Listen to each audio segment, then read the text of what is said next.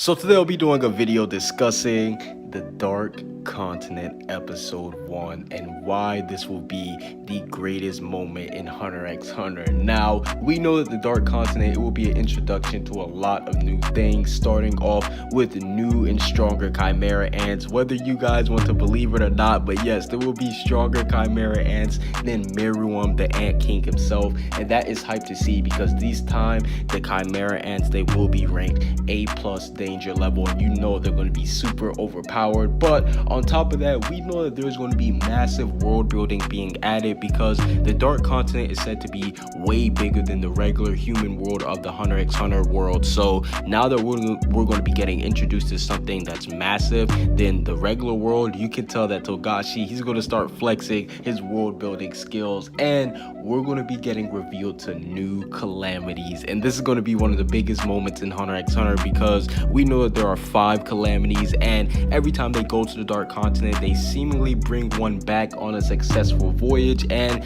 this will lead into Aluka's origins. How did she end up getting here, or how did the thing that attached itself to Aluka end up getting here?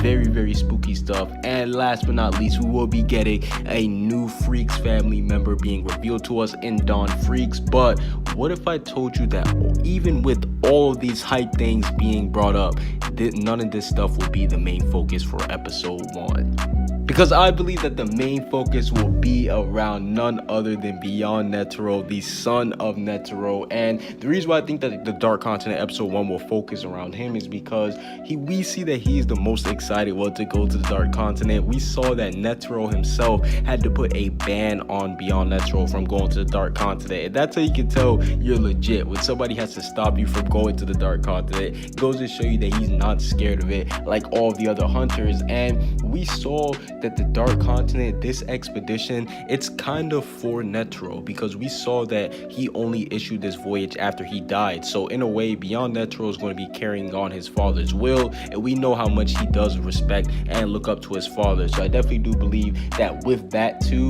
it will highlight all of his powers, and we'll maybe even get some backstory between Beyond Netero and Netero. I would love to see how these two actually end up growing up together because both of these guys do seem like monsters. So I do need to see a backstory of Netero and Beyond Netero too. But the spookiest thing about Beyond Netero is that we know that he's been to the Dark Continent 50 years ago, and that just goes to show you that once they do land on the Dark Continent, he will kind of be like the tour guide when it comes to how to get around it, because we saw that he went on basically on an unofficial visit. He went against Netero's will when he went to the Dark Continent, so he didn't even have like a fully stacked team or anything. No, he just gathered up some people and went on this trip, and he still made it back alive. So this just goes to show you that he will be one of the biggest, if not the biggest, figures when it comes to leading the Dark Continent. And I definitely do think that he will be way stronger than Netero in his prime, because Netero in his prime, we saw what he was able to do. He was moving faster than the speed of sound, and he obviously became the strongest Nen user at that point. But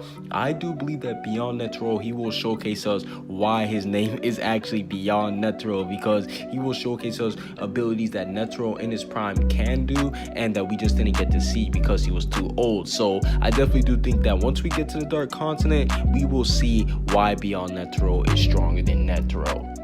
And the last reason why I think that Dark Continent episode 1 is going to focus on him is because everyone else is seemingly getting shot while he's all locked out. We see that Kurapika, he is the main character of the series right now. The story is being told through him. Hell, even Leorio, God, and Kurapika, or not Kurapika, and Killua, they're all like, yo, we just want to be in the story. So that's a big news right there. But we even see that all the princes, their lackeys, and the alliance with the mafia members, all of them are getting developed. And I want to say this is good job for Togashi, because I didn't think he was going to go in depth and explain all the prince's subordinates and all the stuff like that the way how he is. So the fact that all of them are getting shine like this is good news too. And we see that even the Phantom Troop, the Phantom Troop, they're playing a big role this arc. We see that they're tied in with the ties between the Mafia family, and I love the fact that the Phantom Troop is getting shine, because we saw how they got snubbed in the Chimera Ant arc, and it would be a shame